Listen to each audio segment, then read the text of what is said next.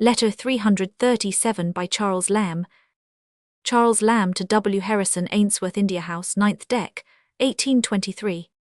If I had time I would go over this letter again, and dart all my I's.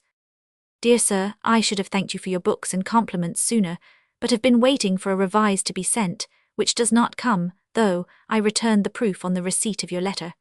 I have read Warner with great pleasure. What an elaborate piece of alliteration and antithesis! Why, it must have been a labour far above the most difficult versification.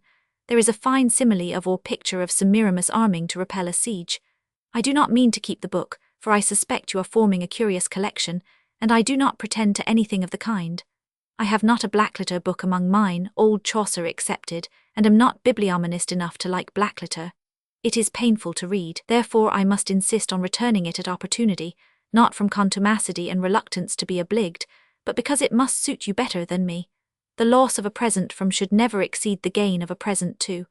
I hold this maxim infallible in the accepting line. I read your magazines with satisfaction. I thoroughly agree with you as to the German Faust, as far as I can do justice to it from an English translation. 'Tis a disagreeable canting tale of seduction, which has nothing to do with the spirit of Faustus' curiosity.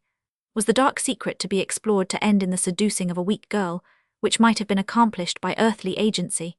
When Marlowe gives his Faustus a mistress, he flies him at Helen, flower of Greece to be sure, and not at Miss Betsy or Miss Sally Thoughtless. Cut is the branch that bore the goodly fruit, and withered is Apollo's laurel tree. Faustus is dead. What a noble natural transition from metaphor to plain speaking, as if the figurative had flagged in description of such a loss, and was reduced to tell the fact simply. I must now thank you for your very kind invitation. It is not out of prospect that I may see Manchester some day, and then I will avail myself of your kindness. But holidays are scarce things with me, and the laws of attendance are getting stronger and stronger at Leadenhall.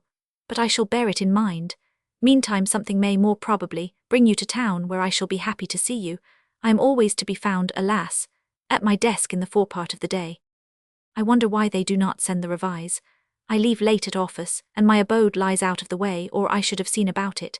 If you are impatient, perhaps a line to the printer, directing him to send it me at accountant's office may answer.